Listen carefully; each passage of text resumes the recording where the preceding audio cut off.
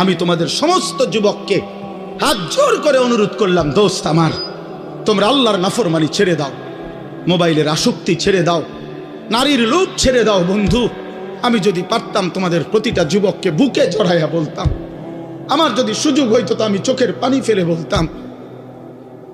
কেমনে বললে বুঝতা তোমরা? কেমনে বললে বুঝতা? কারো প্রতি কোনো হিংসা বিদ্বেষের কোনো দরকার নাই দোস্ত। ধাক্কা ধাক্কি ঠেলাঠেলি করার সময় নাই। দিন বাঁচানো, ইমান বাঁচানো, ইসলাম বাঁচানো, আগামী জেনারেশন। আমার 3 বছরের বাচ্চা আছে, অনেকের ঘরে 2 বছরের বাচ্চা আছে, কোলের বাচ্চা আছে। আমাদের চেষ্টা করা উচিত আগামীর জমিনটা, আমাদের স্ত্রী সন্তান, আগামী প্রজন্ম যেন ইসলাম নিয়ে বাঁচতে পারে, ইমান নিয়ে বাঁচতে পারে। এটাই হবে সাধনা। আমাদের সন্তান, আমাদের প্রজন্ম যেন আজানের শব্দে বাঁচতে পারে।